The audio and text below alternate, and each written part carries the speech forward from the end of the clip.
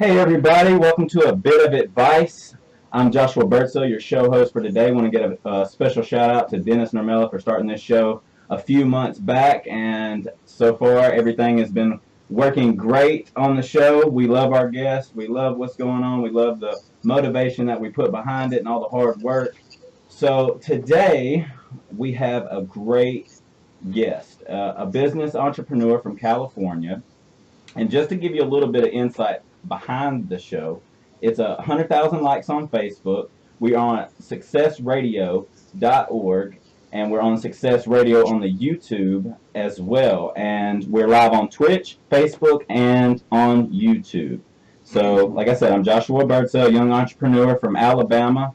We're here to try to get a bit of advice from everybody that we come in contact with that is doing great positive things, so that we can figure out what they might know that we don't know. So that's what we have the show here for. So I want to introduce our guest, Brittany Rose. Hello. So Brittany, tell us a little bit about yourself. We have her on Skype here. And tell us a little bit about yourself, where you're located at right now, and what you have going on. So I am currently in Lake Elsinore, California. I tend to spend pretty much my downtime here. So this is where my mom and stepdad live together. And my mom moved out here in 1999. So we've been here a long time. And whenever I'm not somewhere else, I'm here. Awesome. So I read in your bio that you went to school overseas. What school did you go to, and why did you choose overseas to go to school? Well, okay, so to be honest, it was much less expensive for me to go to school overseas through the Cal State program. So what I did was I got the majority of my work done here through Miracosta, which is a community college in San Diego. And then I went to Cal State San Marcos. And then, supporting yourself, if you're supporting yourself through college, it's very expensive. So if you're living with family, that's very helpful. But I wasn't. I was living on my own, and I was working 28 days a week to support going to college. So it ended up, 28 days a month. Wow. And so I ended up just thinking, well, if I have to support myself here, and it's so much less expensive to support myself in Europe, and I could get the same education. So I just went to my school supervisor and one of my mentors, and she said, let's send you to Spain. So I said, well, I'm going to graduate in Spanish anyway, and I had gotten as far as I could pretty much get with my language skills here. So I just packed up and moved. Awesome. So what was it like to live in Spain? So I went to the University of Valladolid, which is one of the oldest universities in Spain, and it's also one of the first language universities. So it is, I believe it or not, it's where they say Spanish originated, that specific city. It's also where Miguel Cervantes was from, which was the very first writer of the first novel, or the first novel writer. And I lived, it's a little bit north of Madrid. It's kind of in central Spain. It's a bit out of the way. Nobody really needs to go there unless they're kind of a literature major that knows about it. Oh, okay, that makes sense. So what was it? Was it like humid over there? What was the weather like? So Spain's lovely. Spain gets all the seasons, different than Southern California. So it ranged from, well, they work on Celsius. So it would range from like -2 degrees Celsius, which I think is around, it's snowing weather. So I think that's about, what is that? It's like 25 degrees maybe here? Something like that. I don't know right offhand. I don't want to say the wrong thing. We are live on air, so I'm going to say the wrong thing. I think it's about 25 degrees, so it gets to be a little bit snowy, but it doesn't snow. It gets icy, and it gets, snowy for like a day or a few hours. And then it gets up to about 100 degrees, and it gets quite hot in the summer. Wow, that is insane. So I want to thank everybody for joining us. I want to say hello to William Jolly.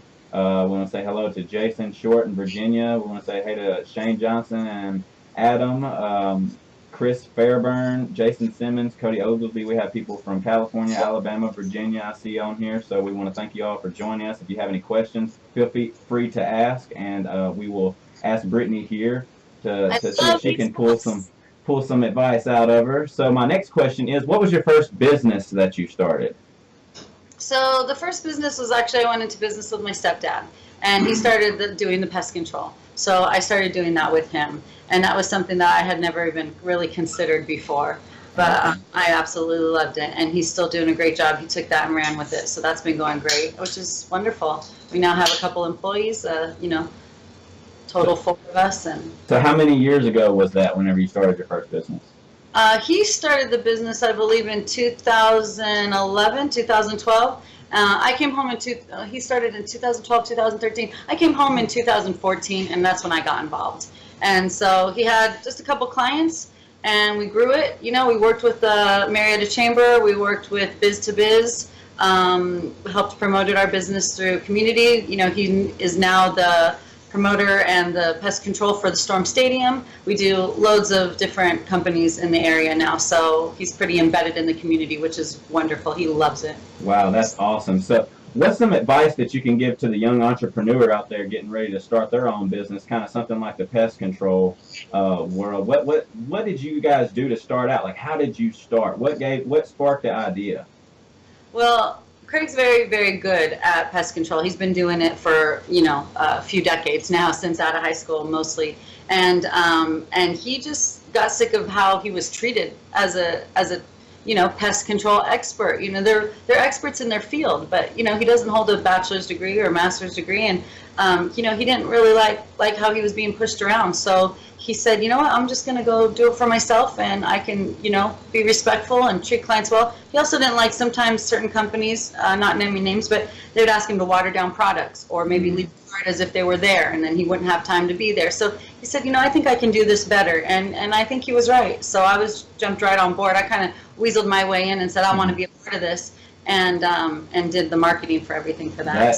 That is so awesome, and it seems like it's every success story behind a business seems like it's almost like the same thing. It's like a rerun almost, because it's somebody that had a passion for something that they did. They worked for somebody, and then they figured, hey, I can do this better. They're taking shortcuts. They're doing this. They're doing that, and then they finally just get tired of it, and so they just start their own thing. And that seems to be the most successful way to do it. Is just find something you're passionate about, work for a while.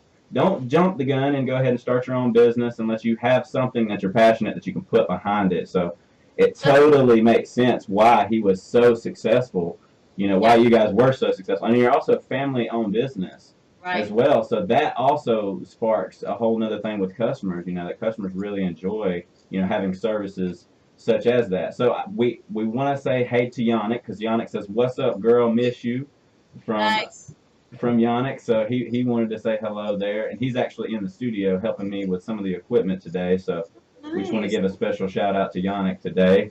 But publisher, and I've written a couple of stories for him, and he's fun to write with. So. Yeah, I kind of got a little bit of a scoop on you a little bit before the show. I asked him, I was like, Brittany, I need to know a little bit of scoop about her so I can ask some good questions.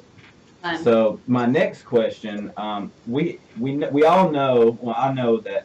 I particularly know, because I followed the story, the Thailand cave story, where all the kids got stuck in the cave. Okay, so you've actually been to Thailand, and you've taught in Thailand. So what kind of environment is it over there, and are the kids quicker to learn there than here, or what did you experience?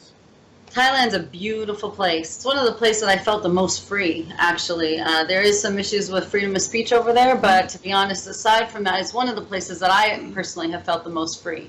But it is, and when I was watching this, I'm going, why are these kids, because it's rainy season right now, and rainy season means it's going to rain. It means like you feel a drop, and you've got literally seconds to a couple minutes to get to your house before it's possible torrential downpour for who knows how long. There have been many times that I've been stuck on the street or in a 7-Eleven because it was flooded up to the handlebars of our bike, our So, I mean, there's been times that I remember coming out of school, and when it rains, all of the rice paddy fields will overflow, and all of the ponds will overflow, or the lakes. So, and there's lots of reservoirs there because they're really smart with their water. Because there's a lot of droughts, they have loads of reservoirs. So there's never out of water. So when the rainy season comes, everything floods. So everyone goes fishing in the street. So all the fish come just fly into the road, and everybody's just fishing in the streets. So you've got a few things going on, and I've definitely, and plus everybody owns carts, there's food carts. And so there's not a lot of structures. Everyone just has their carts. So when there's this downpour, it's just washed away. I mean, we all just I've seen it many times. I've seen it many times. So I was thinking, what are these boys doing? Going, cave diving in the middle of, rainy season. And then my friend reminded me, of course, he was like, Brittany, you went cave diving in the middle. I did do that, and I did not have the problems that they did, but it's easy to do because the caves there are beautiful, and they're very tied to spirituality. Okay. And I mean, they're magical. The place is absolutely magical. Everyone used to tell me, oh, Thailand's my favorite country, and I couldn't figure out why. I got there and I kept trying to figure out, why is it everybody's favorite country? But I can really see why. There's something about it. You go there for a day and you stay a year or a lifetime. That's just everybody's story. So it's just good vibes there, huh? So have you actually visited those caves? I have been to that region, but I have not been to those particular caves. The caves that I actually went diving down were a little bit more south. Oh, okay, cool. So was it the same type of environment? Is the same as those caves? It is. It's like, same as cave diving here. They're tight spaces, and as the water level changes, so if it's raining, like there were parts where I had to swim through, and there were parts that I was on my belly through. So, it just depends. And I'm, especially compared to Thai girls, I'm not a skinny mini. So, I had to really, Yeah.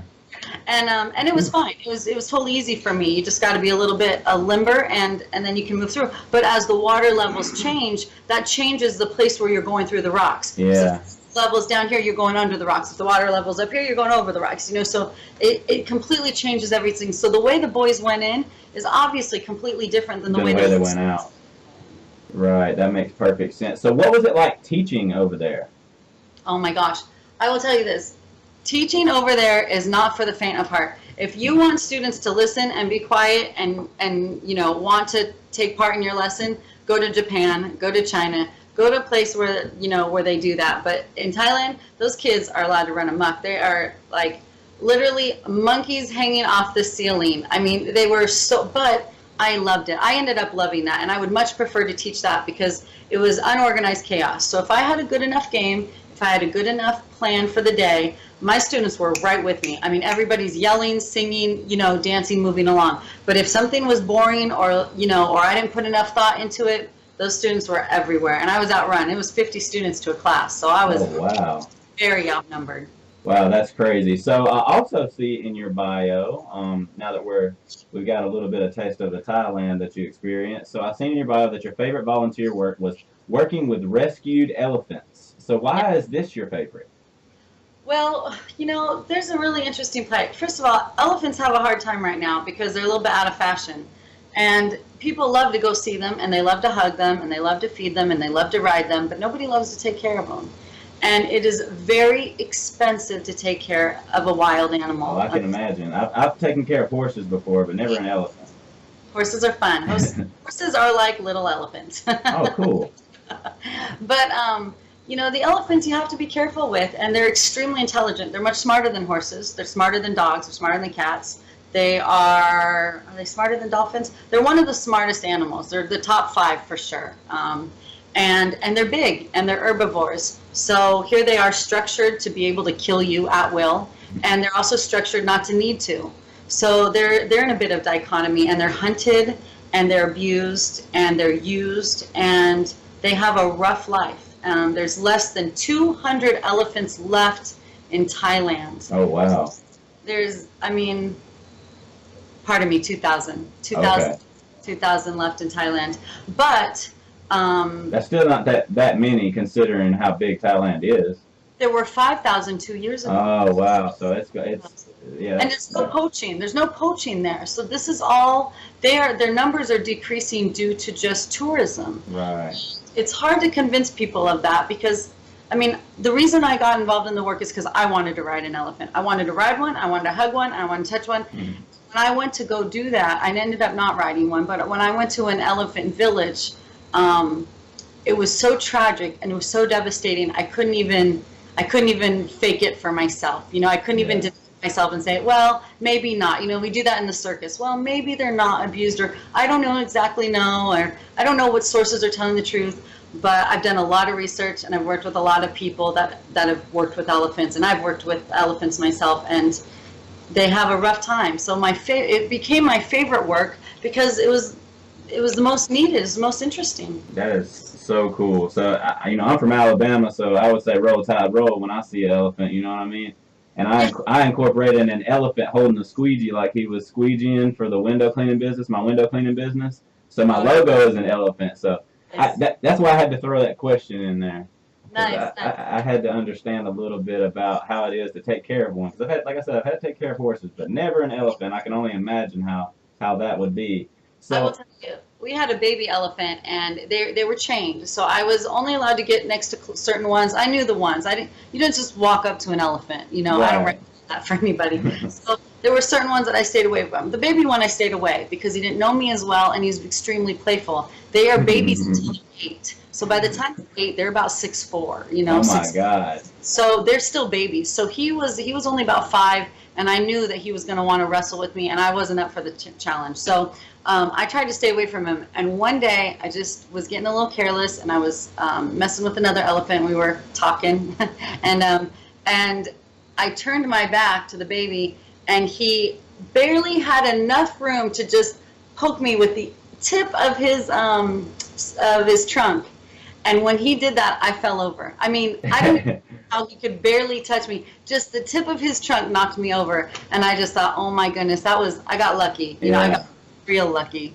That is insane. So, another, it's kind of, I guess, a weird question to ask after that one, but I mean, that's just the way we do it on this show. So your bio also says favorite weird food.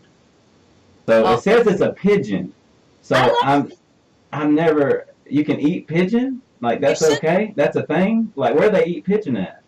The two things we should be eating are rats and pigeons because they're on every continent. They're Rats? found on every continent, and they're everywhere, and they're a lot of trouble. So, so you're saying rats too? Well, I didn't eat any rat, but my neighbors did. But I have a little more of a refined palate than that. I was a little too snobby for the rat. But the pigeon was really yummy, and I ate that in China, and they're very common in China. And I mean, why not? They're everywhere. I mean, if you're a vegan, I have a lot of friends that are vegan vegetarians. They're very upset with me that I eat anything.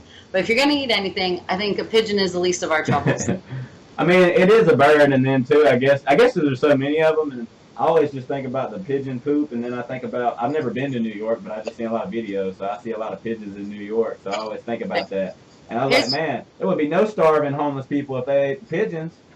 So here's a trick. Now you're from Alabama. I don't want to assume you're a country boy, but you've got that accent. So I just, it's been ingrained in me that you should be a country boy. But oh yeah, I'm country boy. I'll tell you what we learned in Thailand. Okay. You don't eat city animal. You don't eat city rats because those are gross, and you don't eat city pigeons because you don't know what they eat. They eat trash. They eat plastic. They eat lots of. But you eat the ones out in the country. The country live off of rice. The country pigeons that are just eating grain, then those are safe to eat. So that's the rule of thumb. That makes sense because I know when we moved out here, me and my wife had trouble for about 3 months adjusting to the food because the food here it's like it's more commercial grade, I guess you would say, versus back home it's like the mom and pop shops. You know what I'm saying? It's kind of something like that. You have the dairy farms and stuff back home that are run by families, and you know them, you know what I mean, or you know their kids because you went to school with them, or something like that. So the food is a lot more fresh, and they have a lot more mom and pop meat shops. It's not, you're not going to Albertson, which I mean, you do go to Walmart and stuff to get meat sometimes, but it's not going to be the good meat, and they have it's not like it is here. It's just processed. It tastes processed more here. You're not going to find pigeon at Walmart. No, yeah, I would assume not. But I mean, just thinking about it, it makes sense because there's more pollution in the city. There's more humans in the city to pollute the animals. I mean, just like we think sometimes feeding birds is a good thing, but I mean, that's not what their stomachs is probably designed for. Is what we're feeding them. So we're actually hurting them at the same time. Right.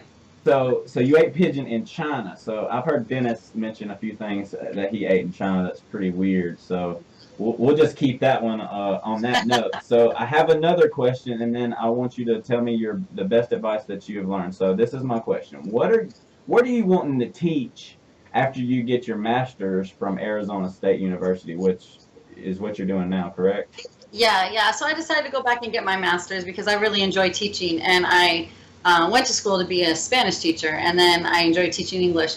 And there's one main reason that I switched on that, because I still love Spanish and I love tutoring in Spanish, but I started teaching English because of my business background, but because of my involvement in our small business. Right. I realized that, English is the international language for business. And if anybody in any country wants to have a shot, they have to be able to speak proper English. Even in America, there's plenty of people that maybe don't speak properly or even aren't even literate. And they might even have businesses, and they might have great businesses. But to be globally successful and to start competing in that market, you do have to be able to speak English properly. So I found a love for that, and I found a love for teaching it to non-native, non-English speakers. That is awesome. So that's what you're wanting to do. So that's what you're in now. So you said you're in Lake Elsinore? Yeah, so I'm hanging out. Okay, yeah, you're not far from us. Yeah, we're in Marietta, so yeah, you know where we're at. Yeah. All right, so this is the Golden Nugget, and we're coming down to the conclusion of our show. Okay. So what is something that you've learned that you can tell an entrepreneur, out of everything that you've learned, what is one little bit of advice that you would give to a young entrepreneur? So a few young entrepreneurs have come to me and talked to me about how I did my business with Craig. And I would say for sure, I love the small business market. So this doesn't necessarily apply to larger markets, because that's like Gary Vee. You go to him for that because he's the expert and all that. Right. But for small business, I would say definitely you have to put yourself out there. Don't wait till your product is perfect. Don't wait for, your logo to be perfect. Don't tell me that you're going to start your business in 2 years because your design team is doing something. Just do it. Just find something that you love. Craig is good at pest control. He just is. And maybe to somebody else that isn't important, and maybe to somebody else that might not be, considered elevated, but he's an expert, and he deserves to be treated with respect and treated like an expert. And so he started his own business so that he could do that, and he wanted to provide good service.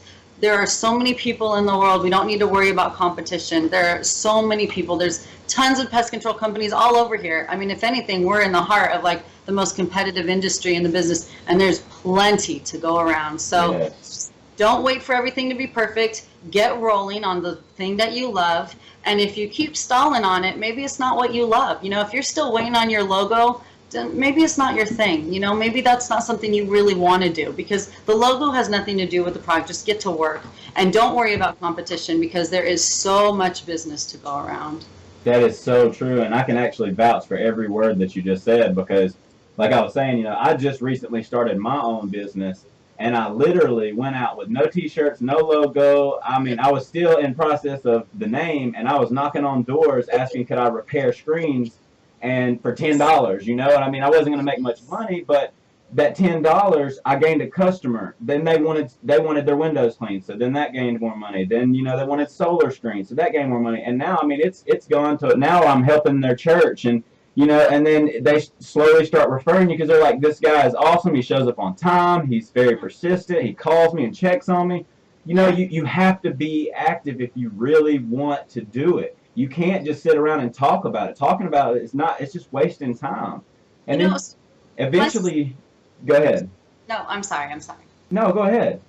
My sister has a business, and and she's an entrepreneur. My aunt's an entrepreneur. My aunt's a millionaire now, actually. She went from a small business to a very big business, and good for her. But my sister is a small business owner, and she did a lot of that. It was a lot of hemming and hawing, and she's an esthetician, and I might do this and I might do that. And ultimately, she just had to walk away. She developed it into something else. She didn't walk out of the industry. She's doing very well for herself, actually. She's doing the best she's ever done. But she had to be honest with herself in the end. Right. And that's hard to do. Right, and that's just like the advice that we got last week on the show. It's been sticking with me ever since. He said, "Do not compromise principles." Yes. I'm like, that is so true, and like I've been sticking to that. It really stuck to me since last week, which is why I love this show, because really it helps me grow as a person. I really hope it helps all of our viewers grow. I mean, it seems like we have more and more people watching every week, and like I said, we have 100,000 likes on Facebook already. So I mean, Nice. it's definitely been able to help people, but especially helping me, because like I said, I'm just now getting out here to California, starting my own business and everything, and I painted cars for almost 9 years, so I'm in a totally different industry. but it's different. It's a different culture out here than it is back home where I'm from. So you have to learn how to adapt to that culture and Yes. find what you're passionate about. Find something, even if it's not the same thing that you went to school for. Find something that it's kind of relevant. Like I would consider, I had to clean a lot of parts before I painted them.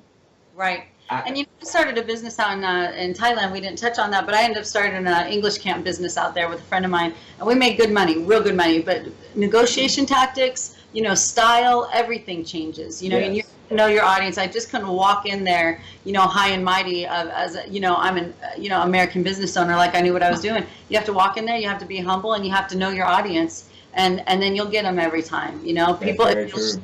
they'll work with you. So. That's very true. And I had to work for a company to learn how to do all that stuff too. So, I mean, it just takes a lot of work, a lot of time. It doesn't happen overnight. You're not Right. going to become a millionaire overnight. I mean, I don't care what anybody says unless somebody dies and you get a whole bunch of money, but you got to work, you know, and it also helps the time go by and it helps you grow. Right. I'd love to piggyback off that if you don't Oh, mind. go ahead.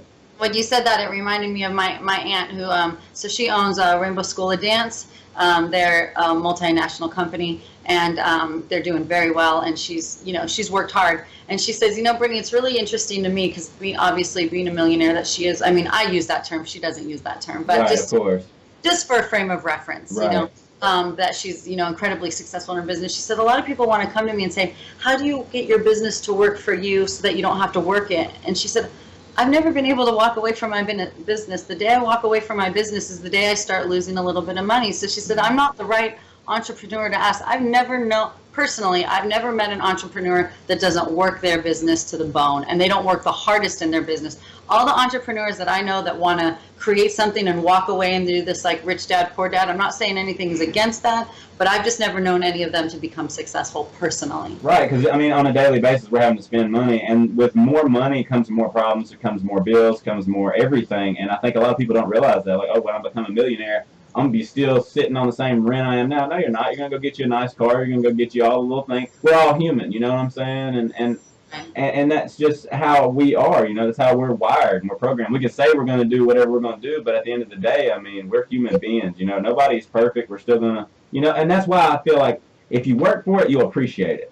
Right. If you work your butt off trying to build a business, you started it off from scratch, started off from nothing, and then you go buy that car, you're gonna appreciate it. If somebody just gives you the money, you won't appreciate it.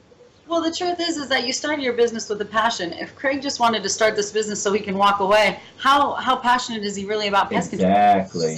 If this business grew to be $1 million business, he'd still be working as pest control. He still would. I mean, maybe working less, maybe working different, maybe have a better truck. He'd still be working it, and I'd still be working from an office. Doesn't matter. Maybe my office might have a chandelier, but I'm still working in my office. Because that's what you do. Unless you're going to sell to Terminex, you're going to sell to some big company, and that's your goal. Well, then that's a different business idea, and that's a different goal, and go for that. Exactly. But you're trying to work your business to get rid of it. Then you're not trying to work your business to be in it. Exactly. You're very right about that. You have to be passionate about it, and people see that. It's very noticeable whenever you're talking to your customer base if you're passionate behind it or not. Because if you just show up and give them a quote and say, "Hey, this is $100, you know, have a good day," or if you go in there and you say, "Hey, look, let's cut you a deal. I'm gonna give you 20% off. We're gonna come every 3 months, and if you let us come every 3 months, we'll give you this kind of deal." You know, and there you have to be thinking like that all the time. You want to tell them what you would want to hear or how you would want to be treated, and that's what has worked for me. I've worked for a lot of different people. I've seen a lot of different ways I didn't like, some things that I did like,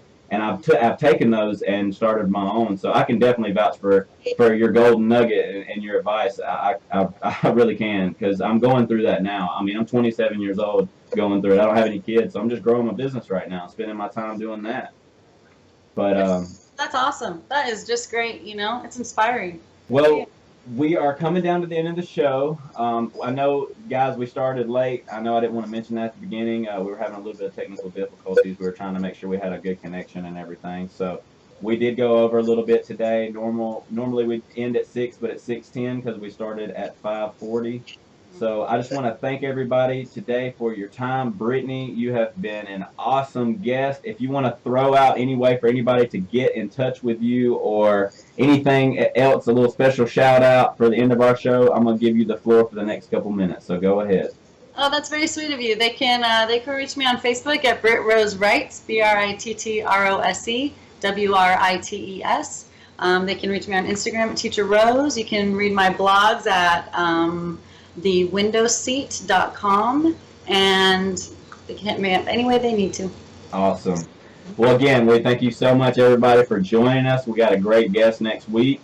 And Brittany, it was a pleasure. It seems like these shows always go too quick. I would love to maybe catch up with you on another day and ask you a little bit more advice, because you definitely had a lot more experiences with around the world, and I would like to travel and see the world, and I don't even know a lick of anything but English, and my English is Southern English, so it's not even real English. It's just kind of like a twang of English, you know what I mean? So it's spicy English. It's good. But I still would like to learn Spanish, especially. It would definitely help me out here, because I know a lot of people speak Spanish out here, and I could do a lot more business if I knew a little bit of Spanish. So maybe we can connect in the future and maybe have another part 2 to this show, and you can teach a little bit of some other stuff that you know. I'll tell you your name in Spanish. So your name is Josua. Say it again. Josua. Josua. Yeah, not Jose, but Josua. Josua. Yeah. Josua. We'll see if anyone corrects me on that. Any Latins or Mexicans out there that correct me. Josua. See, I still can't say it. It still got a little accent behind it. So, all right. Well, so I'm gonna go back and everybody's trying to say Spanish. And thank you everybody for joining us. Thank you again, Brittany. Okay. We'll see y'all next week.